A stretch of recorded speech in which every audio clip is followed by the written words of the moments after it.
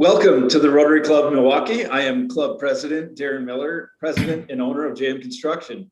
As we gather virtually today, we will begin with the Pledge of Allegiance. I pledge allegiance to the flag of the United States of America and to the republic for which it stands, one nation, under God, indivisible, with liberty and justice for all. And now, Patrick Fennelly, Senior Vice President, Portfolio Management Director at Morgan Stanley, will give our invocation today. Patrick? Thank you, President Darren. I thought, and given the speakers that we have today, this quote by Jerry Saltz, a critic, would be an appropriate reflection for today's program. Don't go to a museum with a destination. Museums are wormholes to other worlds. They are ecstasy machines. Follow your eyes wherever they lead you, and the world should begin to change for you. Thank you.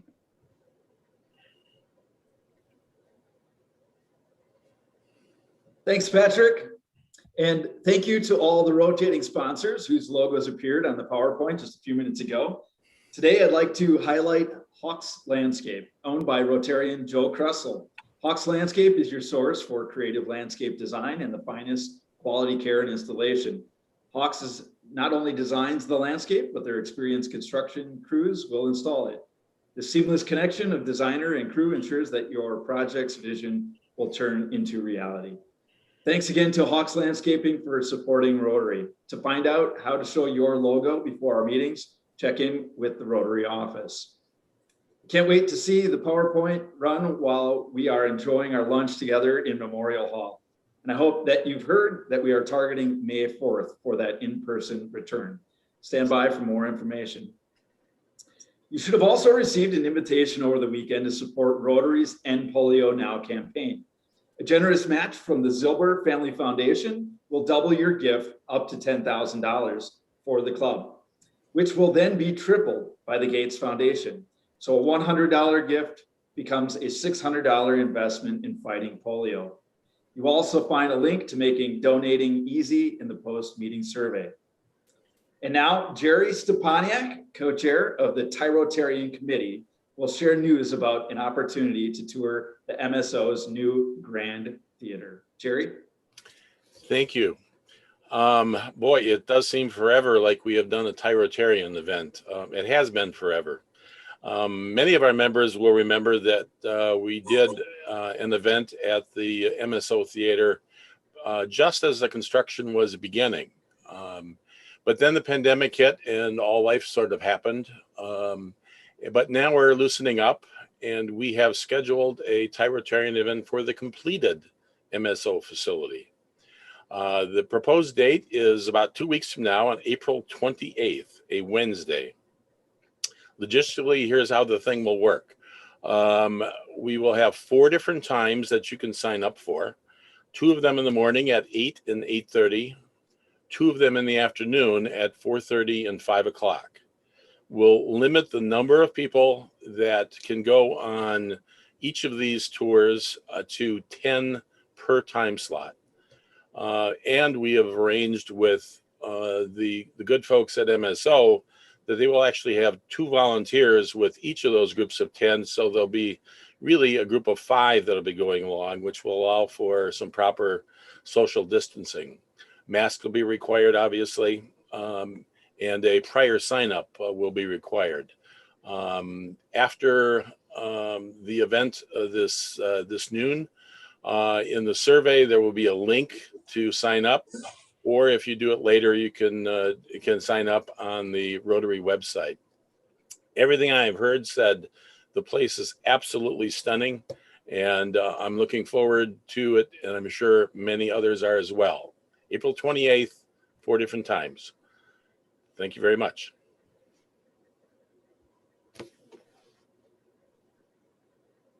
Jerry, thanks for bringing us that great opportunity. You know, it's great to hear about opportunities to get out and review and check out some interesting places. So look forward to that. Our next announcement will come from Megan Holbrook, digital strategist with Digital Ease. who will tell us how we can help the Milwaukee River Keepers clean the Milwaukee River around the Milwaukee Rotary Centennial Arboretum. Megan? Hi. Well, the Done in the Day Committee is looking for volunteers who want to get out, enjoy the fresh air, and help Milwaukee River Keeper keep our rivers and Great Lakes clean. The annual River Keeper Spring Cleanup is Saturday, April 24th from 9 a.m. to 12 p.m. If that's a little early for you, there are also shifts at 9:30 and 10 a.m. We're looking for volunteers to join us at our Locust Street location near the Rotary Arboretum. Milwaukee River Keeper provides the gloves, trash bags, and amazing free t-shirts. You provide the people power to pick up the interesting and sometimes bizarre trash that finds its way into our beautiful river system. Because of COVID restrictions, registration is required. I've put links to both the Rotary registration as well as the Riverkeeper registration in the chat box. If you're interested in joining us, please fill out both forms. I do hope that we'll see you there. Thank you. Thank you, Megan. Unfortunately, the cleanup in Johnson's Park that was scheduled for this past Saturday had to be canceled due to weather. It will now be taking place on April 24th. So see the email that came out this morning or the survey email that will come out after the program for more information and to register to attend. The Beer Connector group is back. Show up at the Explorium Brew Pub in the 3rd Ward on Thursday, April 22nd at 5:30 p.m. for some socially distanced beer and Rotary socializing. Mark your calendars for that, please. The RCM Scholarship Golf Classic is filling up quickly. Little Birdie just told me that there are only 8 spots available yet for golfers. Love to see you at the Wisconsin Country Club on June 7th. Information for signing up will be included in the survey email after lunch. Join us Thursday for a conversation with Charlie Eline, the Executive Director of Teens Grow Greens, offering skill building employment for teenagers designed to help teens experience holistic growth and develop essential skills through hands-on experience.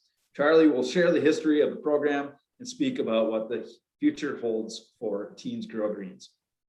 And now, Jim Barry, president of the Barry Company, will come on to introduce our program for today. Jim?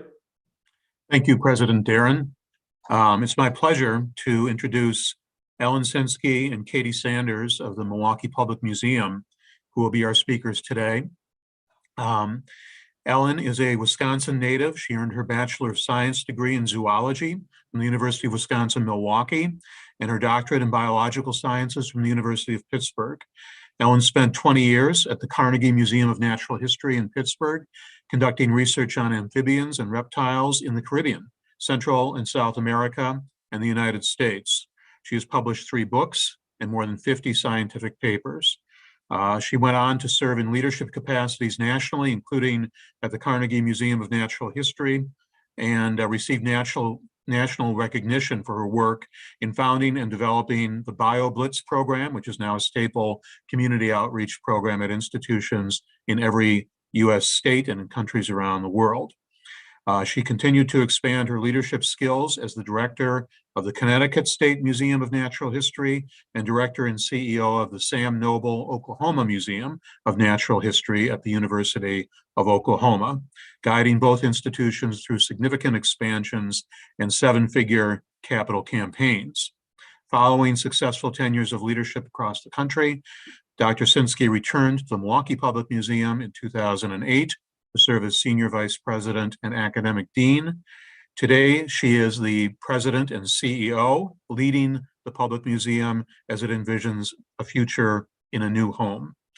And she is doing a great job of it, if I may say, having worked with her personally for a number of years on that task. Katie Sanders joined the Public Museum, the MPM, in December of 2019 to advance the museum's vision of building a 21st century museum. Previously, she served as executive director of Safe and Sound and as a fundraiser for Marquette University and the Milwaukee Symphony Orchestra. Katie is a graduate of the University of Wisconsin-Madison with a bachelor's in political science and international relations and a master's in public affairs.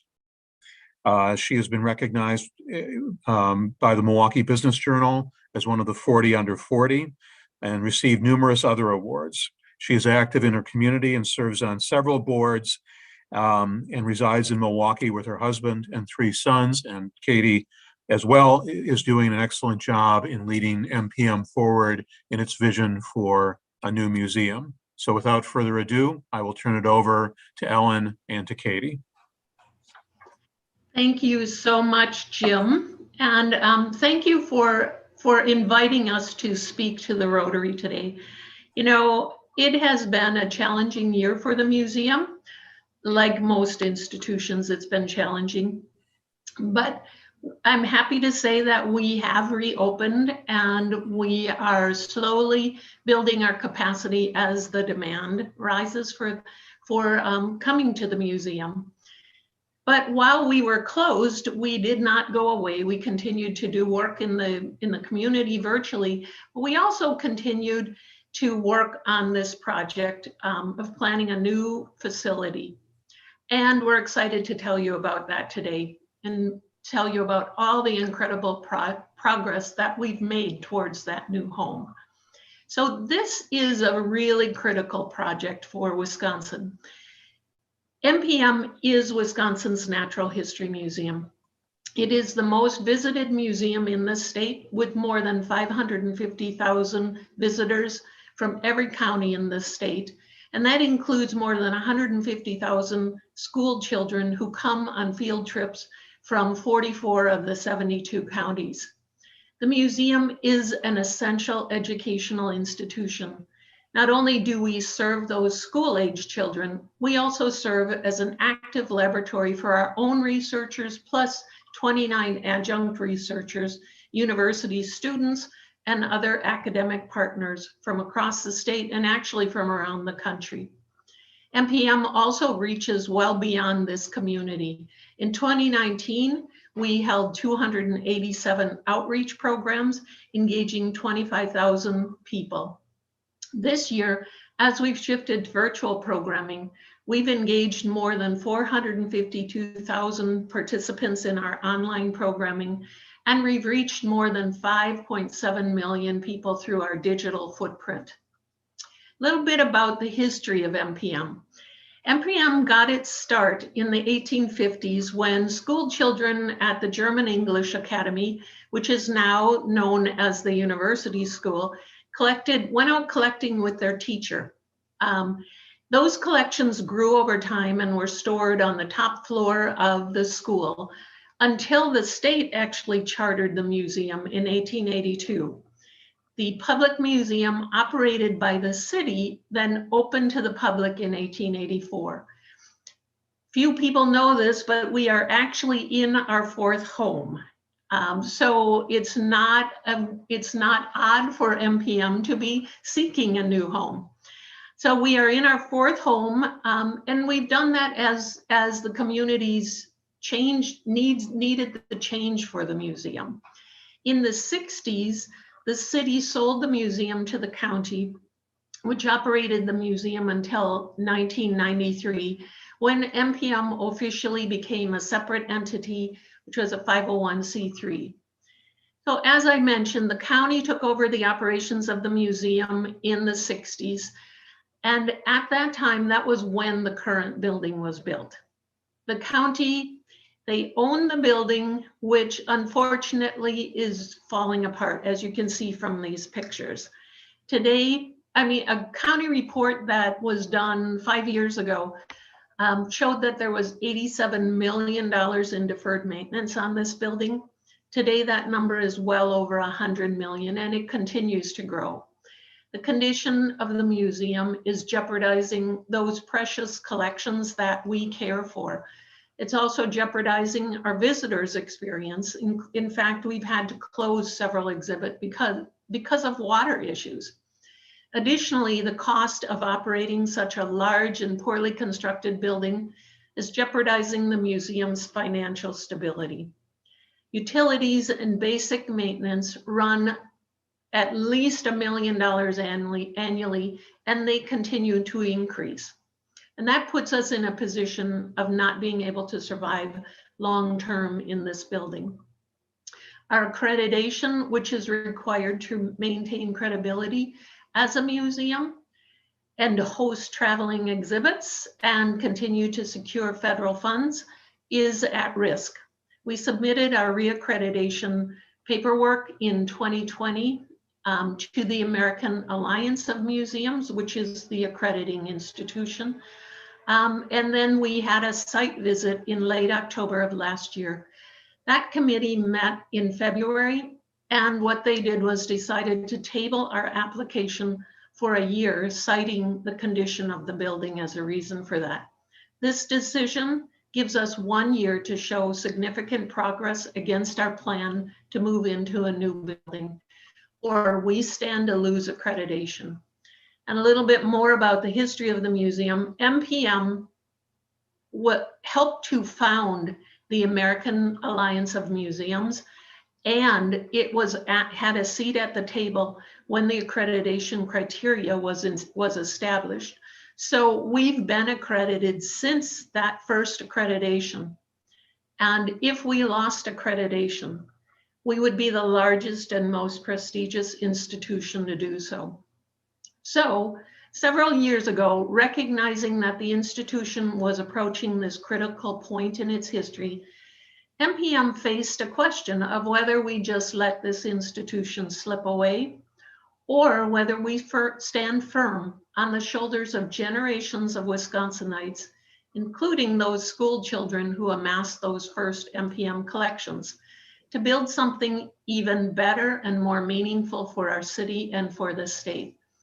I have to say, thank goodness the museum board and staff chose that option too.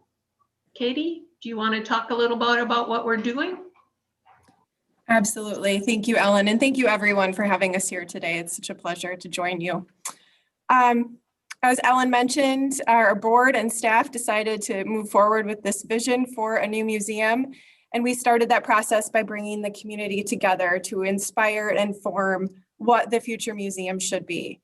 Through surveys and interviews, workshops and town halls that were held throughout the past several years, this community is really challenging us to jump outside of the box, not just to think about what the museum is today, but what we can mean to future generations of Wisconsinites. The future museum will focus on the intersection of nature and culture, and that's a theme that really draws on the strengths and uniqueness of our collections. It's a museum that speaks to the stories that are critical for our future, stories that really live at that intersection of nature and culture. And to tell you a little bit more about that, we have a video that I am going to share. Here we go.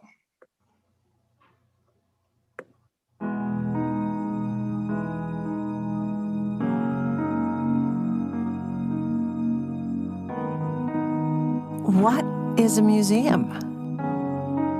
When you were a little girl or boy, you likely came to a museum with your school or your parents. You might have even come to the Milwaukee Public Museum. Today, more than 500,000 people, including over 140,000 school children a year, come here to see and touch things outside of their world. But museums are changing because the way we learn, process information, and experience our surroundings is evolving. So what is a museum? Is it a place to observe or to engage? Is it a place of the past or a place where science is happening right now to inform the future? Is a natural history museum about the earth, the oceans, the animals, and the galaxy? Or is it about us, humans? How our cultures, our human history, and natural history intersect and intertwine, and how our human future and natural future will too intertwine. The natural world is complex, diverse, wondrous, and life-giving, as are we humans. We all have important stories to share. Now, it's important that stories be told by people from our varied cultures firsthand. Now, for the first time, We can immerse everyone in nature and culture, transporting all ages to a place anywhere in and around the earth or back in time. Now we can remove the walls of a museum, connecting people to document natural history now, to explore our cultures now, to join with other scientists wherever they are now. What is a museum? Is it the past, or does it inform our future? Who owns it? Is it owned by the earth? Is it owned by Homo sapiens, invertebrates, or stars? Is it curated by science or every one of us? What is a museum? Maybe it's something none of us has ever seen before, and it is inspired right here by you. Welcome to the new Milwaukee Public Museum. Museum Inspired.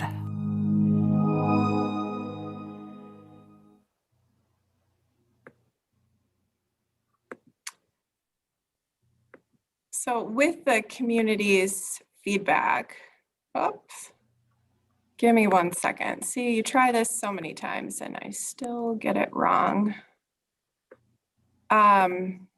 With the community's feedback, we have, we're gonna go. There we are. We've outlined 5 building blocks to guide our vision for the new museum. And the first of those building blocks is really using the past and present to inform the future. Most museums, as you might know, are really windows into the past. And we want the exhibits in this future museum to really show how natural environments and cultures have changed over time so that visitors are inspired to help trace what's next for all of us. And I'm going to turn it back over to Ellen to talk about the next building block. So as a scientist who's worked in museums, I hate to say, for 4 decades, I'm really excited about the second building block, which I like to call turning the museum inside out. You know, a museum becomes a more active and ever-changing place when you get to engage with the work that's going on behind the scenes. That new knowledge being generated every single day by scientists and anthropologists who are making discoveries right in those collections. The third building block is about getting kids and families and citizens engaged in doing science, whether that's at the museum or led by museum scientists or educators out in parks and natural areas across the state. Whether you're helping us to track fireflies or monitor bee species, you can be part of helping us to build a library of life in Wisconsin to preserve for future generations, just like past generations did for us. And of course, when you get kids involved in the scientific process, teach them to think critically across all areas of their lives, helping them to grow into good future citizens. Katie, do you want to do number 4? Yeah, so this 4th building block builds on our world-renowned immersive exhibit experiences. And this continues to be very loud and clear feedback from the community. MPM was the first museum on the planet to use dioramas. And in fact, you can still visit to see the first diorama of muskrats in their natural habitat created by Carl Akeley in 1890, right there in the Sense of Wonder exhibit at MPM. Then when we moved into the current building, we really exploded the diorama. And you can think of the walk through Costa Rican rainforest or the Guatemalan marketplace or the African bamboo forest. But all of these exhibits really take you to a new place. Real objects and immersive exhibit design really must be at the core of the future museum as well. And think of what we can do when we take technology and layer that appropriately over the exhibits to make the scenes feel even more real, to hear and be part of the stories told in the voices and from the perspectives of cultures around the state and the world. And then the 5th building block is relevancy. And our current and future collaborations with universities and other organizations will further extend our reach outside of our walls and make the research MPM employees and curators are doing and our mission even more accessible, benefiting communities across the state and the world. Another important tenet of the planning is a commitment to diversity, access, equity, and inclusion. MPM's visitorship is incredibly diverse, and it's important to include many voices in this process. As an entity with statewide reach, we will include and have included people from across Wisconsin as we determine what the community needs from the Museum of the Future.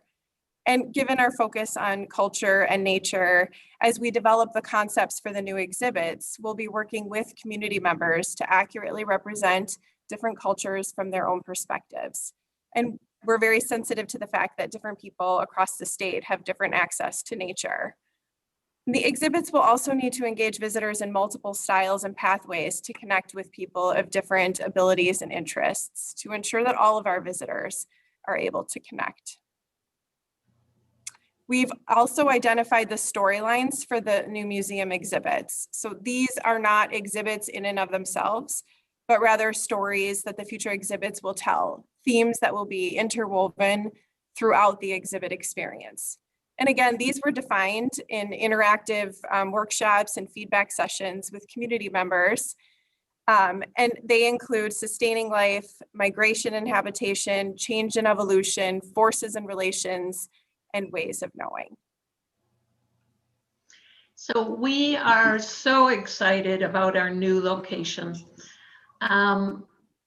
That is at the corner of 6th and McKinley. So it is right across from the Deer District, and it connects the new downtown development to the near neighborhoods. This location is also just a few blocks from our current location. So it keeps us in the same neighborhood that we've been in for the past 139 years. And it also prioritizes accessibility. We're also really excited that this new facility will house Betty Bryn Children's Museum. You know, their lease was set to expire at about the time that we will be opening this new museum. And so locating together just makes a lot of sense for the community. By co-locating, we also both will experience several capital and operational efficiencies. Visitors will be provided with an enhanced experience, and will consolidate capital campaigns for 2 museums needing a home at the same time. We also recently announced the design team for the future museum.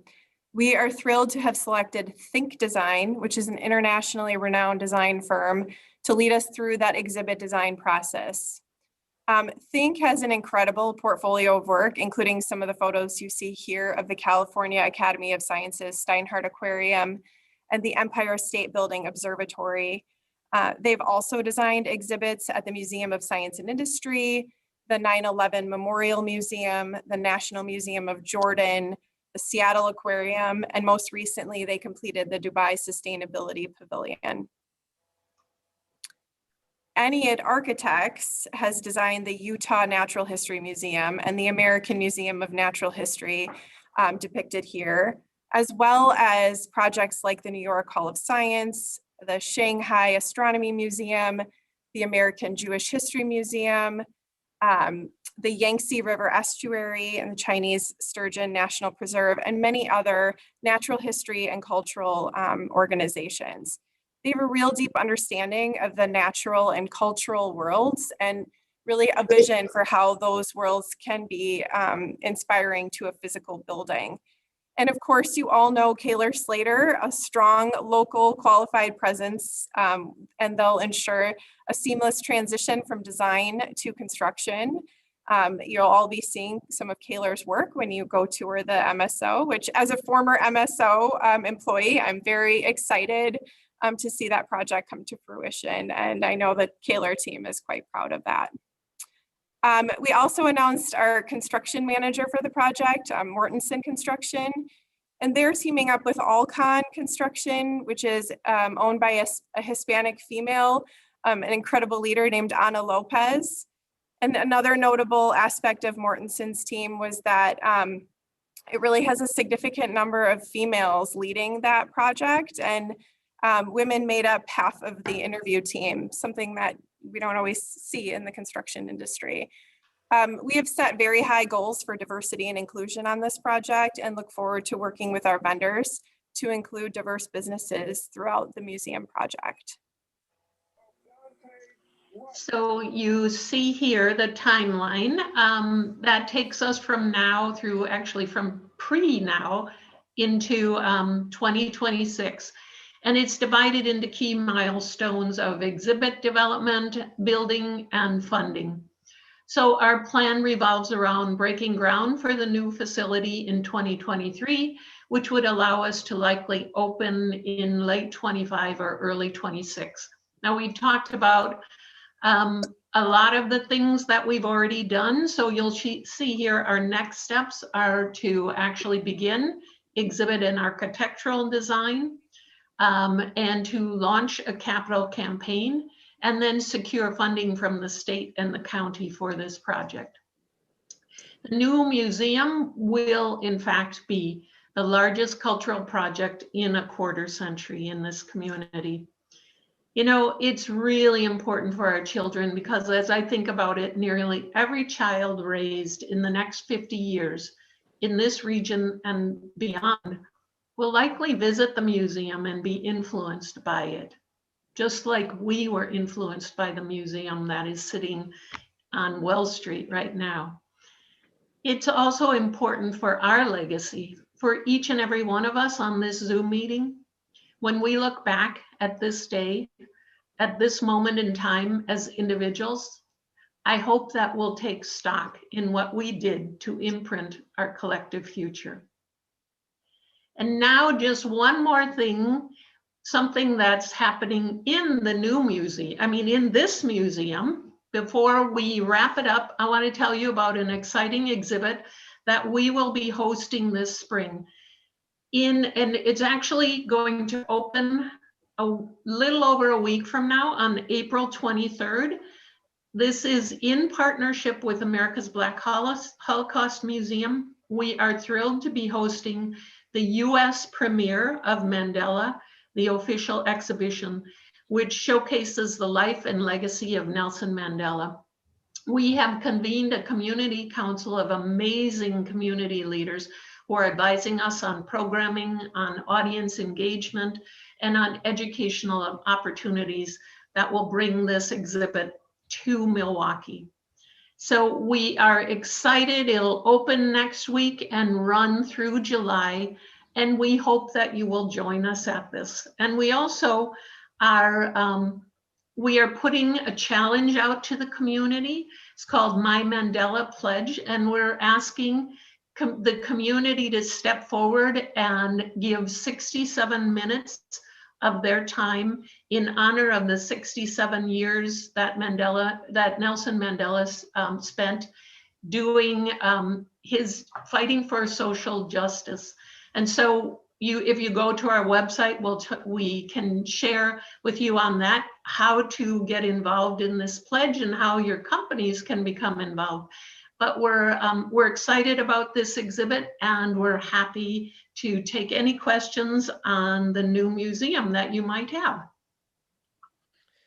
Well, thank you, Ellen, and thank you, Katie. I have to admit that I feel very inspired. This is really fun to hear about what an enlivening experience it's going to be to visit the new museum and to hear all of the ways that you already are connecting with the community to make this so important and so meaningful. And I'm very excited for it to start off, much more excited than I was a half an hour ago. So there you go. We have a few questions in the chat. And also at this time, we also invite people to move to the gallery view if they'd like to, just so we have the opportunity to see who's here and to interact a little bit more. But Jamie Reeve is starting us out with a thoughtful question. Massive archives and objects already owned but not displayed. How does the future state of the museum, given virtual reality and other technology benefits, affect the collection? Will we see objects in person? Is accessibility greater given IT access? What are your thoughts about that? So that's part of that turning the museum inside out is really to make sure that those collections and what we do with those collections is more accessible.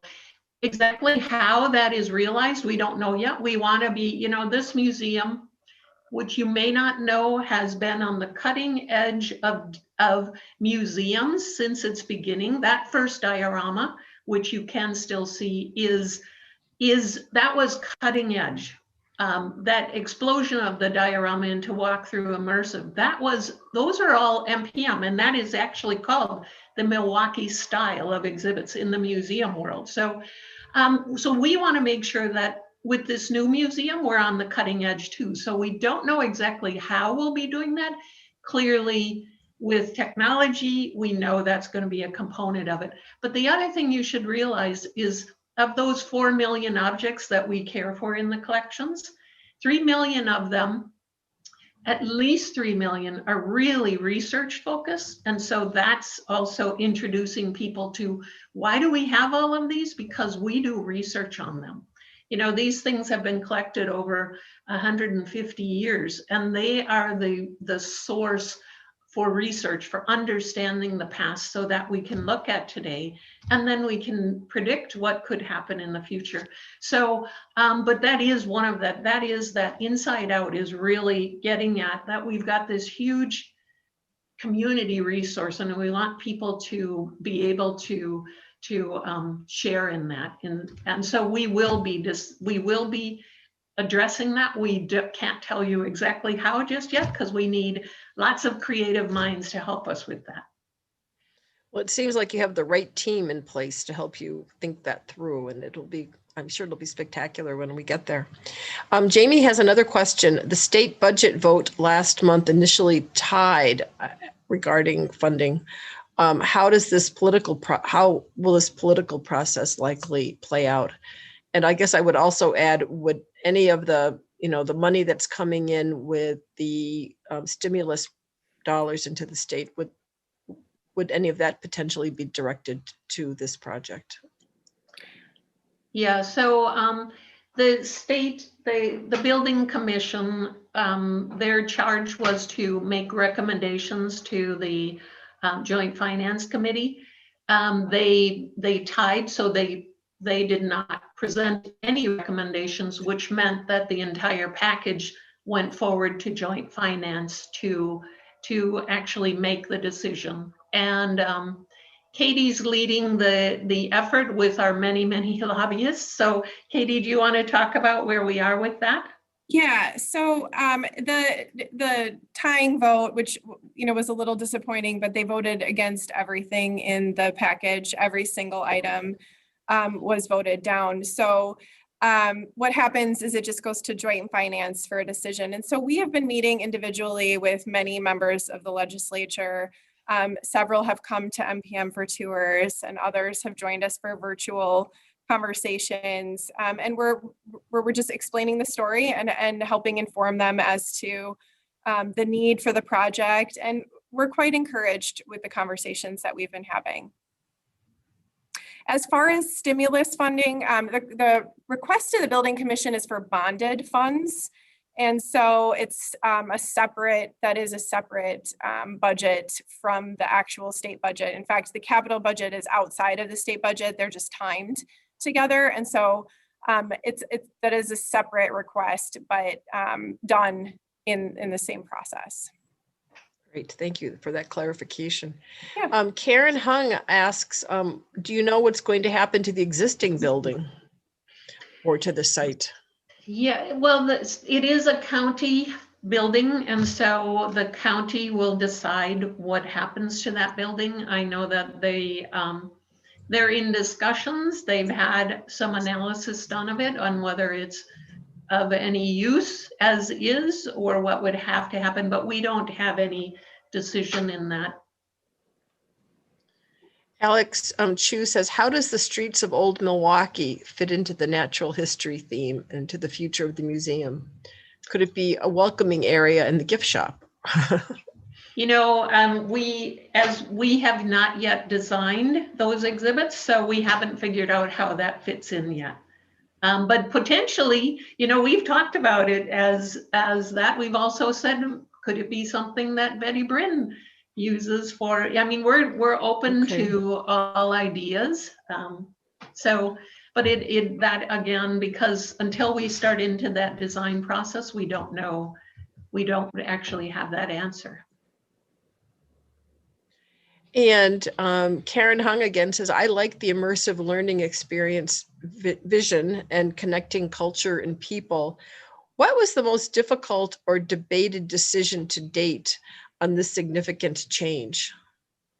Well, actually, this isn't a significant change. If you walk through the museum, you will see culture and nature side by side throughout the museum. It's not interpreted that way, and in fact, when the building was built in the late 50s, early 60s, the then director, I read his treatise on what he wanted, and it really was this connection between nature and culture. We, of course, when we started redesigning exhibits over time, we disrupted that. But so we are actually going back to what our history was and just re-envisioning that in a more modern way. Okay. Mary, can I clarify my question? Oh, sure, please. Ellen, the question was more broadly based around just overall for the whole project. What was the most difficult or debated decision? It wasn't around the exhibits per se or the connecting culture with people and immersive learning. I was just Sure, commenting.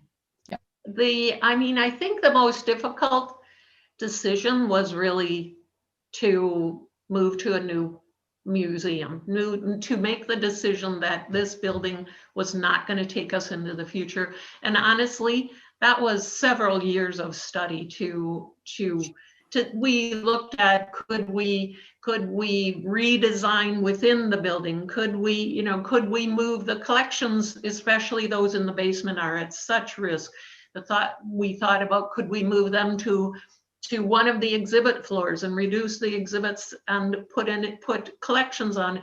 We explored all of those, and financially, it just came down to that building is just not going to take us into the future. So I think for us and for people in the museum, and probably for the community itself, who's so nostalgic about the museum, it was really moving to a new site and refreshing ourselves. And I think that was probably the hardest decision. And I can tell you that it was a hard one for me. I thought, how can we do this? But in the end, it comes down to we do it or we end up, fading away.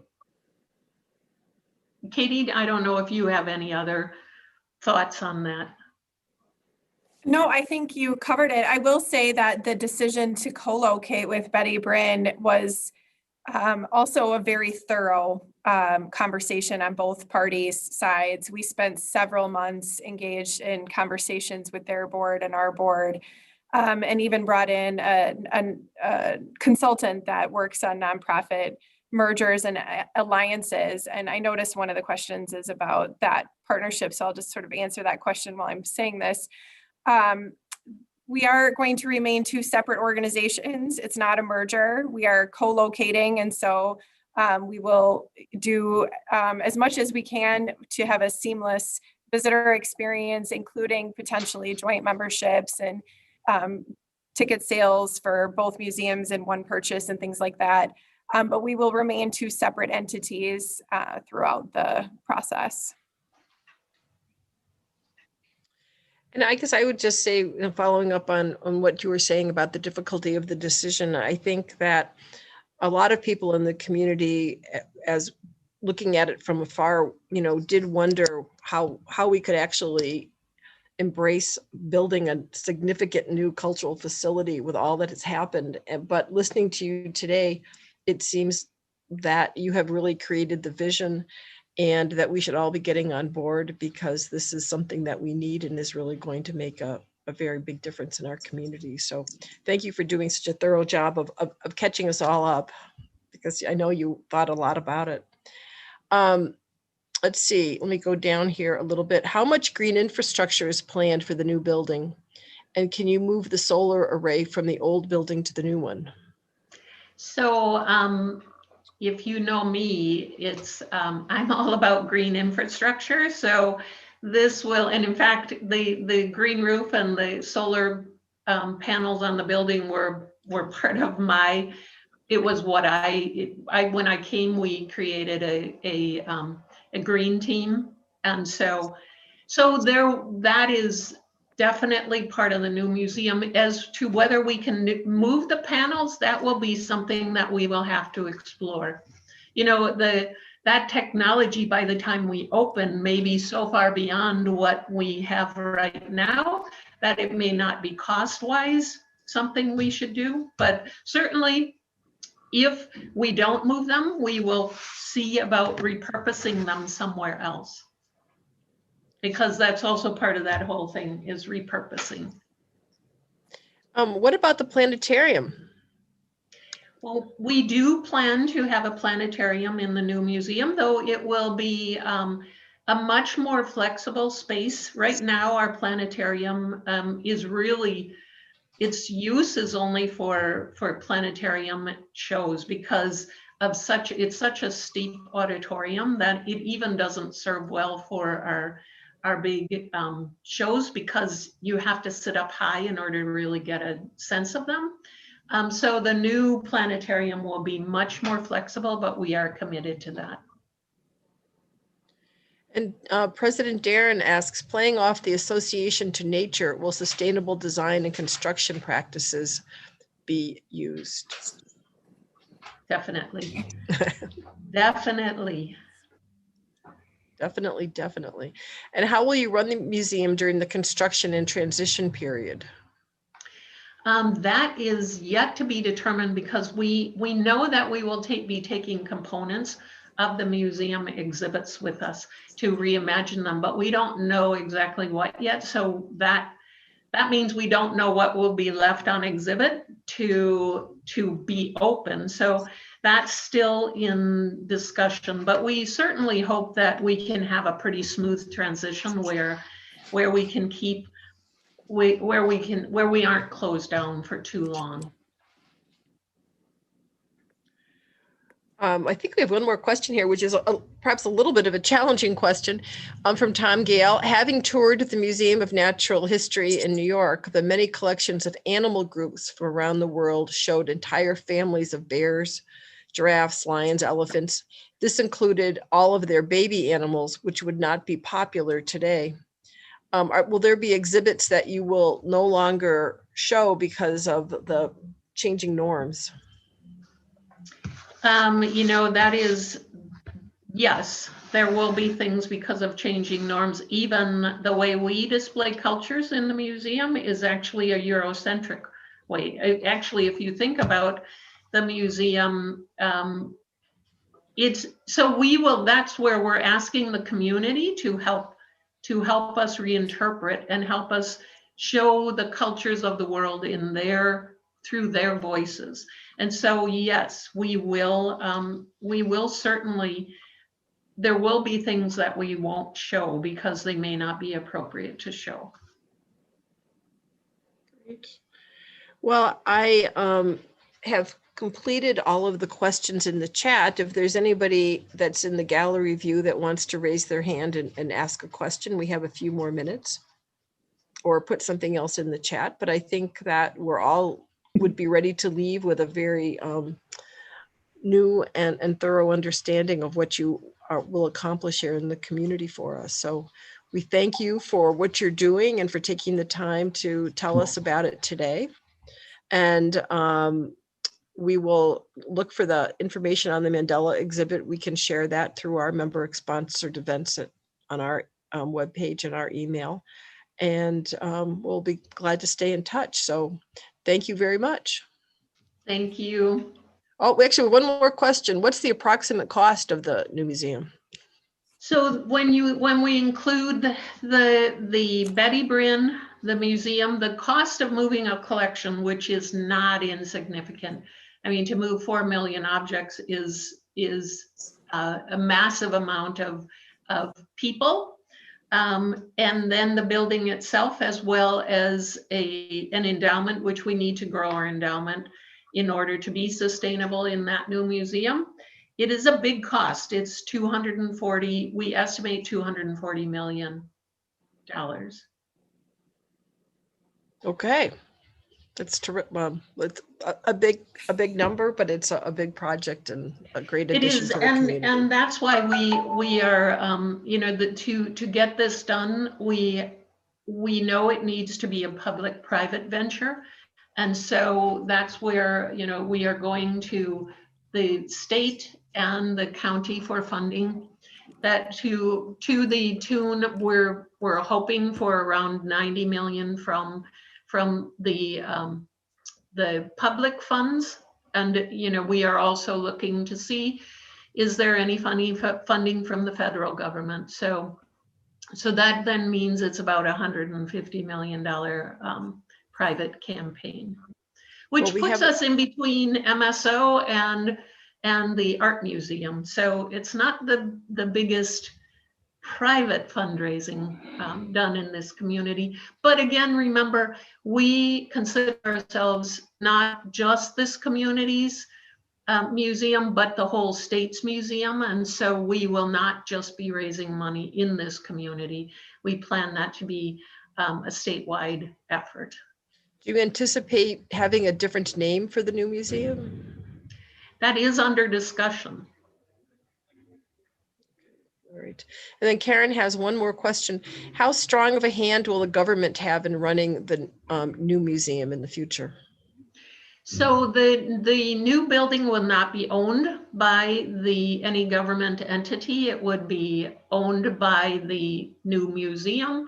And the county will still own the collections, but we would have an agreement with the county for managing those, but likely not. The state does not require any kind of oversight when they give these kinds of funds. So we don't anticipate large oversight from the public. Okay. All right. Well, again, thank you. Thank you for all you are doing. And I'm going to turn this back to President Darren, who will close out our meeting. Thank you, Mary. Thank you, Ellen and Katie. This is an exciting process to be able to witness. Appreciate the update. Some of my fondest early childhood memories are of the Milwaukee Public Museum, so it's dear to my heart. I would suggest maybe if there are exhibits that don't transition to the new property, could be an interesting online auction opportunity. Who wouldn't want a half-eaten Triceratops per se as a memento of years past? So again, thank you for the presentation today. In honor of community leaders like yourselves who speak to our club members, we will be donating to the YWCA Southeast Wisconsin, whose mission is eliminating racism, empowering women, and promoting peace, justice, freedom, and dignity for all. So thank you both again for being with us today. And looking ahead, have you ever wondered what it's like to be the face of the United States in a gathering of 197 countries trying to negotiate the fate of the planet? Or imagined what it's like to co-chair negotiations that some have called some of the most complex ever undertaken. On April 20th, former State Department Deputy Assistant Secretary of Environment, Daniel Riff-Snyder will tell us. Riff-Snyder co-chaired the 2015 UN climate negotiations that led to the Paris Climate Agreement, which was signed on April 22nd in 2015. He spent over 30 years at the Department of State working on climate issues since 1989. This event is a partnership with the Women's Club of Wisconsin, so please join us for that program. And lastly, Rotary Districts 6270 and 6220 will host an all virtual district conference this coming May 1st through 6th. The Western Great Lakes Virtual District Conference is free and open to all members. I received roughly 300 of these flyers, which I would be handing out to club members if we were meeting in person. But given we will be meeting in person, hopefully on May 4th, please hopefully take an opportunity to hit this QR code, if that works.